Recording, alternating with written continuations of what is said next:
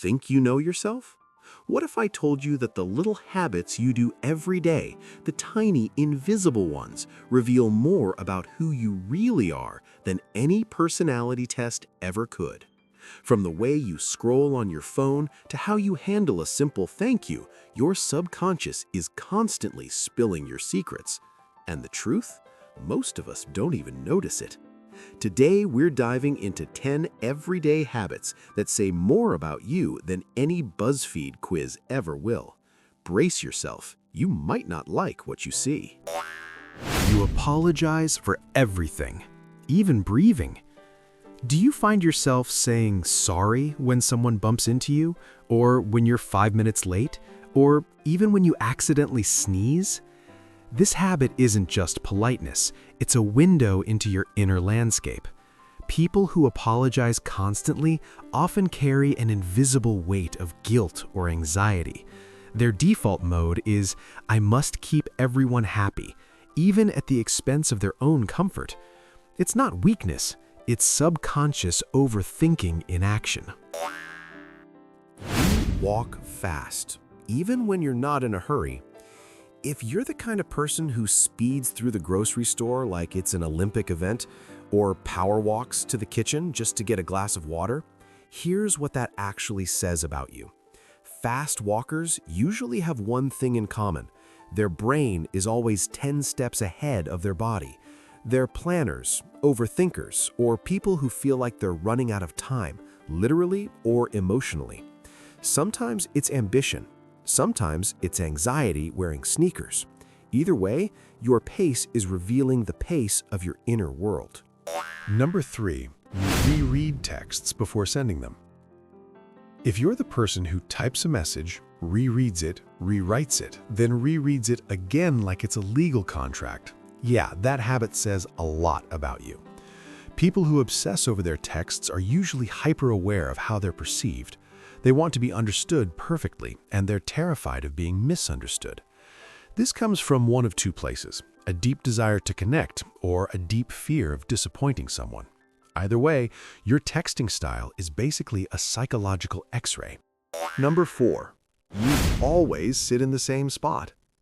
Ever notice how you pick the same seat at the coffee shop, the same spot on the couch, even the same side of the bed every single time? This isn't just habit, it's your brain carving out tiny pockets of control in a chaotic world. People who cling to their spot usually crave stability. It's not about the seat, it's about the safety that seat represents. And honestly, it's a quiet sign of how you cope with stress and unpredictability. Your chosen spot is your personal reset button, your safe little island in a world that sometimes feels like a storm. Number 5, you check the time, then immediately forget it. Here's a strangely revealing habit. You look at the time, nod, and then 3 seconds later you have absolutely no idea what the time actually was. This tiny glitch says your mind is overloaded. People who constantly time check and forget usually have a brain that's juggling way too much. Too many tabs open, too many mental to-dos, too many emotional notifications popping up at once. It's not laziness, it's cognitive exhaustion disguised as forgetfulness. Your brain isn't ignoring the time, it's prioritizing survival over details. Number 6, you clean when you're stressed, not when you're messy. If you suddenly get the urge to reorganize your entire room at 11 p.m., or you start wiping down the kitchen counters when your life feels like it's falling apart, congratulations, your coping mechanism has entered the chat. People who stress clean aren't obsessed with tidiness. They're trying to create external order when their internal world feels chaotic. It's your brain saying, I can't fix my emotions right now, but I can fix this one tiny corner of the universe. It's not weird. It's actually a sign of emotional intelligence, the instinct to regulate through action instead of avoidance. Number 7, you rewatch the same shows over and over. If you've watched the same comfort show so many times you can quote it word for word, this habit says something deeper than "I like familiarity." People who rewatch the same movies or series aren't bored. They're seeking emotional safety. Predictable stories calm an unpredictable mind. When life feels overwhelming, your brain gravitates toward narratives where you already know the ending, because there's no risk, no surprise, no emotional plot twist you didn't see coming. It's nostalgia, yes, but it's also self-soothing. It's your brain hugging itself. Number 8. You scroll your phone the second there's silence. Here's a habit we never question, but it reveals so much. The moment there's silence, in a conversation, in an elevator, in your own brain, you reach for your phone, instantly. This isn't boredom, it's avoidance. People who reflexively scroll in stillness are usually trying to escape micro-moments of discomfort, awkwardness, loneliness, or the fear of being stuck with their own thoughts. Your phone becomes a tiny emotional shield, protecting you from feeling too much, too suddenly. It's not your fault. It's just your nervous system taking a shortcut to safety. Number 9. You give advice you don't take yourself.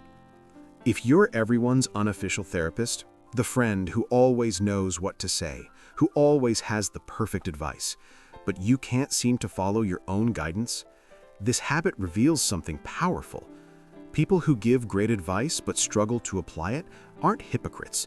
They're emotionally overloaded. It's always easier to see someone else's path clearly because you're not tangled in their fears, their insecurities, their what-ifs. But your own? Your own problems come with emotional static, doubt, fear, guilt that makes your vision blurry. So yes, you're wise. You're just also human. Number 10. You over-explain your decisions. If you can't just say no thanks, if you feel the need to justify every choice, why you can't go out, why you changed your mind, why you need a day off, this habit reveals one of the deepest truths about you. Over-explainers are usually people who grew up needing to earn understanding before they were allowed to have boundaries. So now, as adults, they apologize through explanations. It's not that your choices are wrong, it's that you don't feel safe simply having them. Over-explaining is a survival strategy disguised as politeness. So, how many of these habits did you recognize in yourself? And more importantly, which one hit you the hardest? Your everyday behaviors are telling the story, even when you're not paying attention. Drop the number that called you out in the comments, and let's see just how many of us have the same secret habits. And hey, if this made you think, share it with someone who'd pretend it doesn't apply to them.